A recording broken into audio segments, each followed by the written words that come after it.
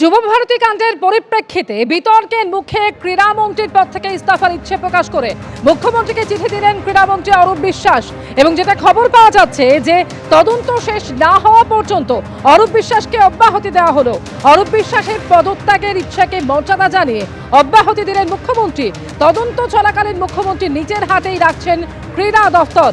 বিতর্কের মুখে ক্রীড়ামন্ত্রীর পদ থেকে ইস্তফার ইচ্ছে প্রকাশ করেন অরূপ বিশ্বাস এবং ইচ্ছে প্রকাশ করে তিনি চিঠি দেন মুখ্যমন্ত্রীকে। নিরপেক্ষ তদন্তের স্বার্থে ক্রীড়ামন্ত্রী হিসেবে অব্যাহতি চাইছি, মুখ্যমন্ত্রীকে চিঠি দিয়ে ইস্তফার ইচ্ছে প্রকাশ করেন অরূপ বিশ্বাস।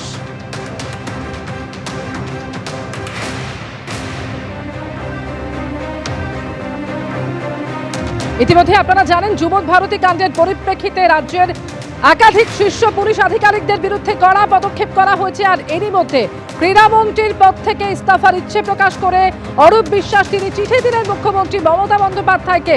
এবং যেটা সূত্র মারফত খবর পাওয়া যাচ্ছে যে তদন্ত শেষ না হওয়া পর্যন্ত ক্রীড়া দফতর নিজের হাতেই রাখছেন মুখ্যমন্ত্রী।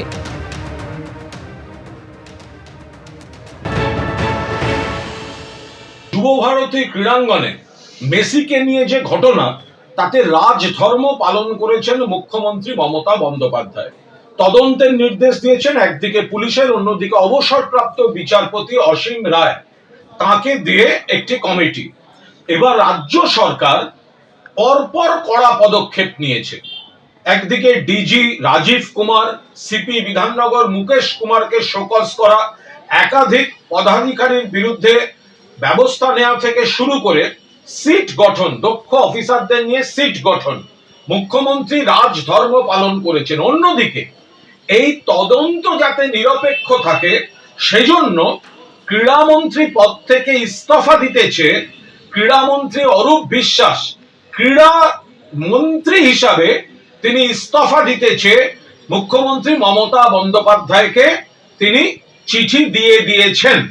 এ ব্যাপারে সিদ্ধান্ত বিবেচনা করছেন মুখ্যমন্ত্রী, কিন্তু অরূপ বিশ্বাস তিনি চিঠি দিয়ে দিয়েছেন। আমাদের বক্তব্য, এটা মমতা বন্দ্যোপাধ্যায় মুখ্যমন্ত্রী বলে এবং তৃণমূল কংগ্রেসের সরকার বলেই এই রাজধর্ম পালন চলছে।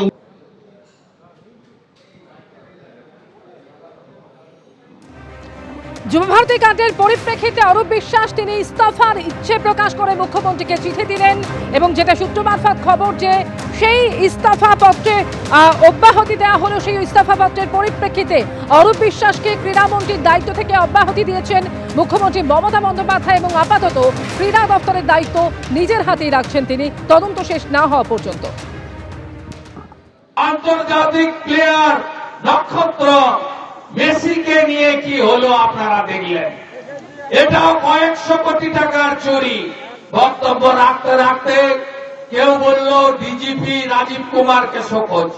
ও আইওয়াস রাজীব কুমার এই রাজ্যের অলিখিত হোম মিনিস্টার। আইওয়াস বলল অরূপ বিশ্বাস তাকে পদত্যাগ করতে বলা হয়েছে। আরে পদত্যাগে কিছু হবে না মুখ্যমন্ত্রী, আমরা গ্রেপ্তার চাই অরূপ বিশ্বাস এবং সুজিত বসু। আপনারা যত যুবক ছেলের ইমোশন, আমাদের ইয়াং ছেলেদের ইমোশন আপনারা নিয়েছেন, টাকাগুলো ফেরত দিন। টাকা আপনাকে ফেরত দিতে হবে। আপনি দর্শকদের পিটিয়েছেন আপনার পুলিশ, আবার জেলে পুরেছেন। আগে তাদের জামিন দিন, তারপরে আপনার সঙ্গে কথা হবে। অরূপ বিশ্বাসের ওই ইস্তফা নিছক একটা নাটক, নিছক একটা নাটক। যার ইস্তফা দেওয়ার হয় সেই ইস্তফাপত্র পাঠিয়ে দেয়, ইস্তফার ইচ্ছা প্রকাশ করে না। যদি দিদিমণি আমাকে বেল আউট করে দেন, যদি দিদিমণি আমাকে কোট আনকোট মন্ত্রী থাকতে দেন, অদ্ভুত লাগে, অদ্ভুত লাগে। এবং এটা অত্যন্ত দুর্বিষহ বাংলার মানুষের জন্যে, কারণ ফুটবলের মক্কা কলকাতা আজকে এই মমতা বন্দ্যোপাধ্যায় এবং তার দলের জন্যে, তার দলের মন্ত্রী, বিধায়ক, আরও একজন মন্ত্রী, এদের জন্য কালিমা লিপ্ত হয়েছে। তাই পরিশেষে একটা কথাই বলি, অরূপ বিশ্বাসের এই ইস্তফা দেওয়ার ইচ্ছা একটা রাজনৈতিক নাটক, যাতে সে মন্ত্রী থেকে যেতে পারে। যুবভারতী কাণ্ডে এবার কড়া বার্তা রাজ্যপালের। শনিবার যে বেরোজের বিশৃঙ্খলা তৈরি হয়েছিল তার পরিপ্রেক্ষিতে অভিযুক্তদের বিরুদ্ধে ব্যবস্থা নেওয়ার বার্তা দিলেন রাজ্যপাল। ভিভিআইপি এবং ভিআইপিরা মেসির কাছে পৌঁছে যায়। রাজ্যের দুই মন্ত্রী অরূপ বিশ্বাস এবং সুজিত বসুর নাম উঠে আসছে। ক্রীড়ামন্ত্রীর দায় স্বীকার করা উচিত। দায়িত্ব দিয়ে দুই মন্ত্রী পদত্যাগ করলে তদন্ত স্বচ্ছ প্রক্রিয়ায় হবে।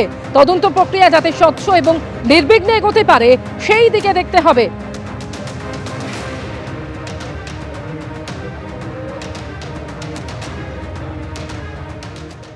সিপিএম নেতা সুজন চক্রবর্তী এই মুহূর্তে টেলিফোনে রয়েছেন আমাদের সঙ্গে। সুজনদা, একদিকে রাজ্যের ক্রীড়ামন্ত্রী অরূপ বিশ্বাস তিনি যুবভারতী কাণ্ডের পরিপ্রেক্ষিতে ইস্তফার ইচ্ছে প্রকাশ করে চিঠি দিলেন মুখ্যমন্ত্রীকে এবং মুখ্যমন্ত্রী তাকে ক্রীড়ামন্ত্রীর দায়িত্ব থেকে অব্যাহতি দিয়েছেন বলে জানা যাচ্ছে।